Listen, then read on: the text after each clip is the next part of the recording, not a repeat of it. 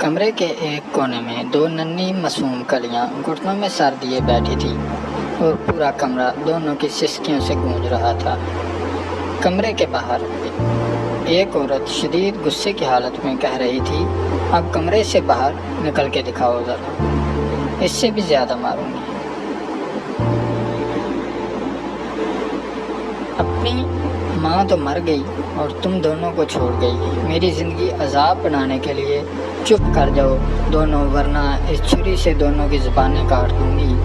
डर के मारे बड़ी बच्ची ने दूसरी बच्ची, जो कि उससे तकरीबन 2 साल छोटी थी, उसके मुंह पर सख्ती से हाथ रख दिया और उसे चुप करवाने लगी।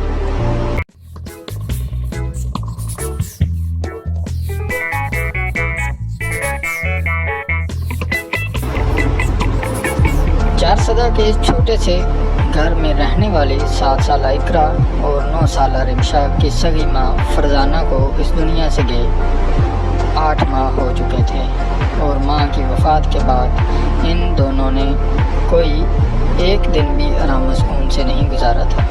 इकरा और रिमशा का वालिद ज़फ़र एक मज़दूर था जो सारा दिन मेहनत मजदूरी करके अपने बच्चों का पेट भरता।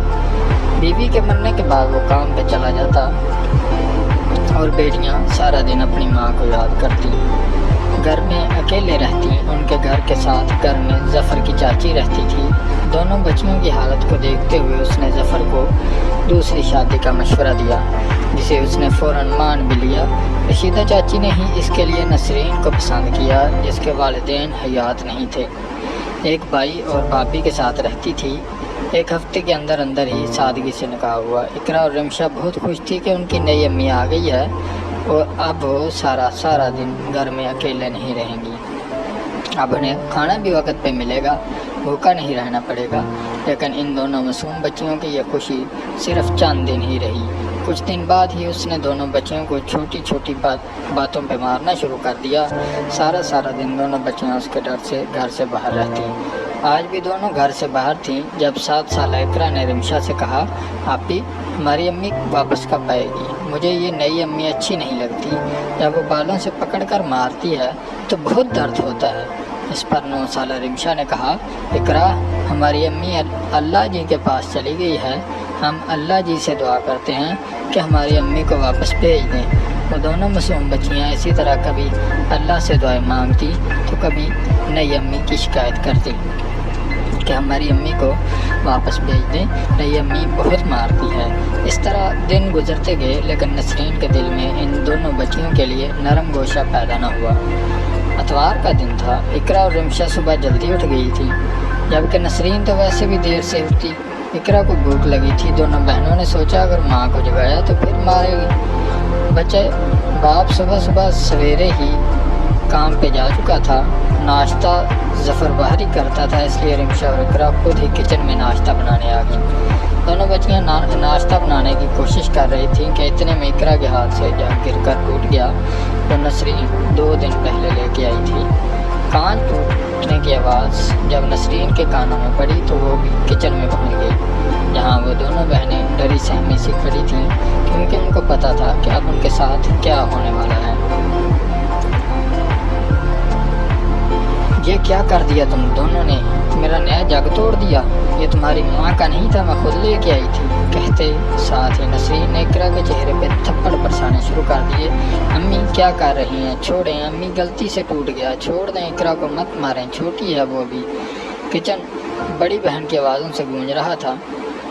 इसी वक्त नसरीन ये सोच के इकरा को मार रही थी कि कौन सा कोई देख रहा है, मगर वो भूल गई थी कि एक ज़ात ऐसी भी मौजूद है जो हमें हर वक्त देखती है, जिसकी लाठी बेआवाज़ है, उसकी पकड़ से कोई भी नहीं बच सकता। नसरीन भी बचने वाली नहीं थी। आज मैं अब्बू को बताऊंगी कि आप हमें मारती हैं, खाना भी नहीं देती। हमारी अम्मी ऐसी नहीं थी, बताऊंगी मैं आज अब्बू को।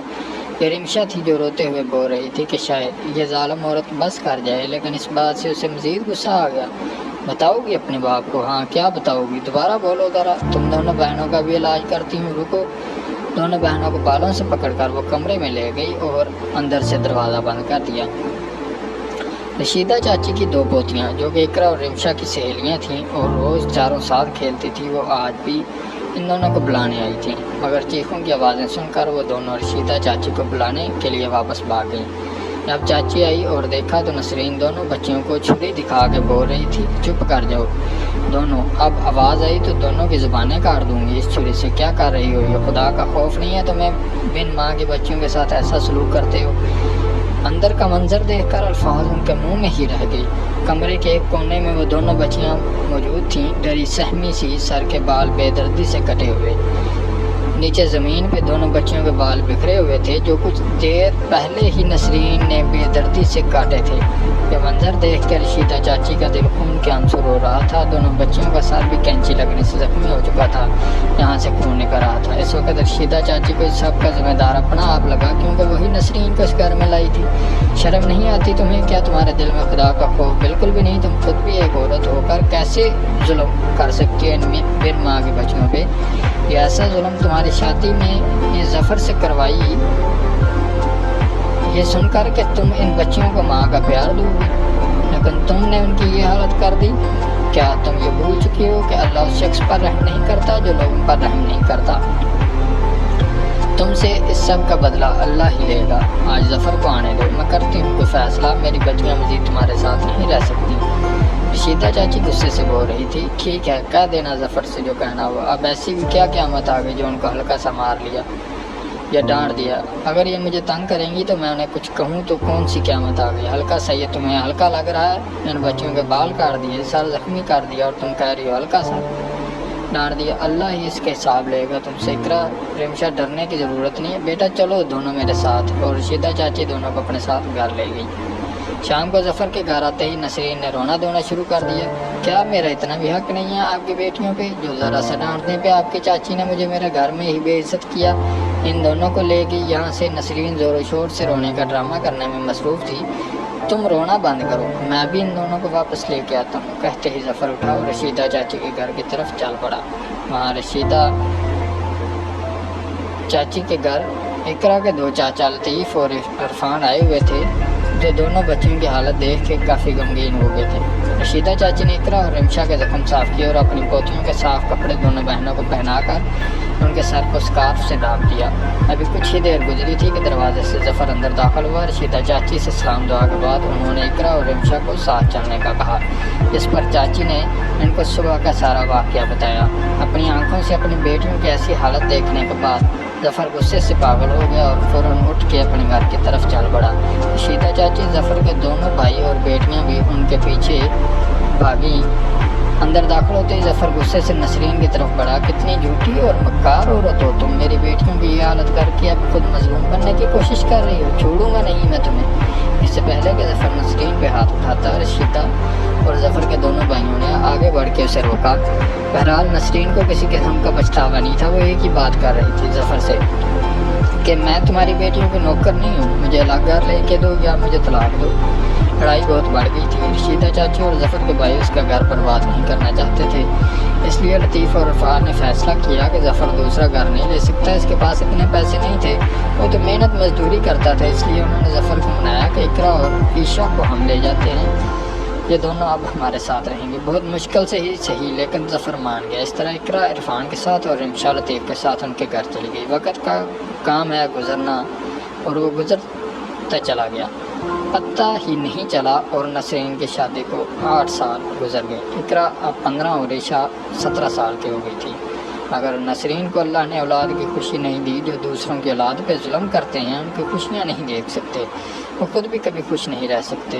किसी भी डॉक्टर का कोई बताता तो नसरीन वहाँ इलाज के लिए पहुँच जाती। 8 साल के लंबे अरसे के बाद नसरीन को डॉक्टर्स ने खुशखबरी दी कि वो माँ बनने वाली है। इसकी खुशी की इंतहा नहीं थी। वो हर वक्त सोचती रहती, मैं अपने बच्चे को दुनिया की हर आसाइश दूँगी, बड़े से बड़े स्कूल में पढ़ेगा मेरा बच्चा। इन दोनों दिनों उसने काम के लिए मुलाजमा भी रख ली थी। जफ़र भी बहुत खुश था। आखिर वो दिन भी पहुंच गया जिसका नसरीन को बेसब्री से इंतज़ार था। अस्पताल में बेड पे पड़ी वो मुनसर निगाहों से दरवाजे को देख रही थी कि कब उसके बच्चे को उसकी गोद में दिया जाएगा। इतने में दरवाजे से जफ़र अंदर दाखिल हुआ, जिसकी गोद में महरून कंबल में लिपटा एक बच्चा था।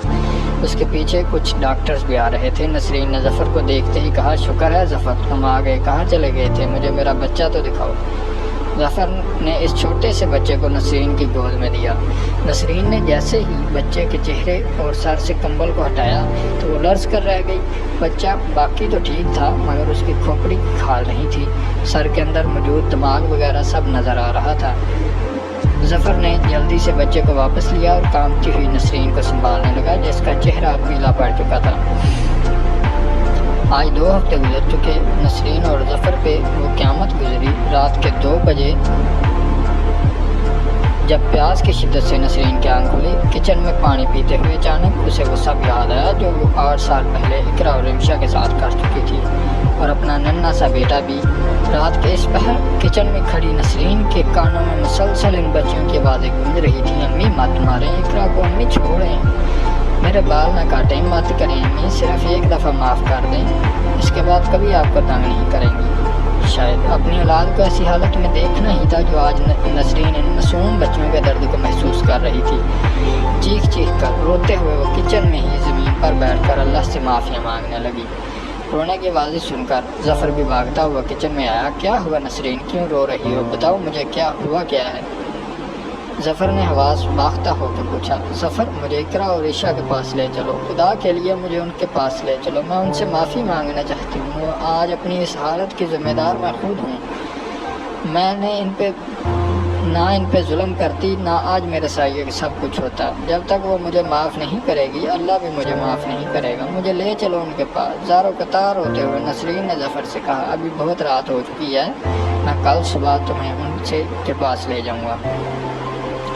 ظفر نے کہا اور اسے سہارا دیتے ہوئے کمرے میں لے آیا۔ اگلے دن صبح سویرے ہی ظفر اور نسرین عرفان اور لطیف کے گھر روانہ ہوئے۔ اقرا اور رمشا اپنی چاچی کے ساتھ کچن میں ان کا ہاتھ بٹانے میں مصروف تھیں جب باہر سے باتوں کی آوازیں آنے لگیں۔ لگتا ہے کوئی آیا ہے، چلو چل کے دیکھتے ہیں، عرفان کی بیوی نے کہا اور وہ تینوں باہر آ گئیں۔ باہر کا منظر دیکھ کر اقرا اور رمشا کو اپنی آنکھوں پہ یقین نہیں آ رہا تھا۔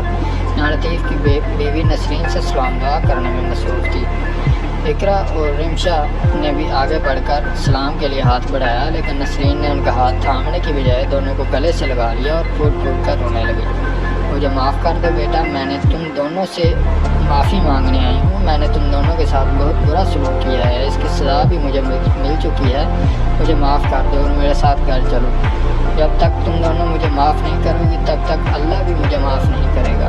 اقرا اور رمشا نے نسرین کی طرف دیکھا جو بے حد کمزور نظر آ رہی تھی، آنکھوں کے گرد گہرے سیاہ حلقے موجود تھے، وہ بہت بیمار نظر آ رہی۔ دونوں بہنوں نے اسے معاف تو کر دیا مگر ساتھ چلنے سے انکار کر دیا۔ اب واپس وہ دونوں اس گھر میں نہیں جانا چاہتی تھیں اور اس گھر میں وہ بے حد خوش بھی تھیں۔ 2 دن وہاں گزارنے کے بعد نسرین اور ظفر واپس آ گئی۔ آج ظفر کام پہ چلا گیا تھا جبکہ نسرین گھر میں بالکل اکیلی تھی۔ آج پہلی بار اسے اس تنہائی سے خوف آ رہا تھا مگر اب وہ کچھ نہیں ہو سکتا تھا، یہی تنہائی اور اکیلا پن اس کا مقدر بن چکا تھا۔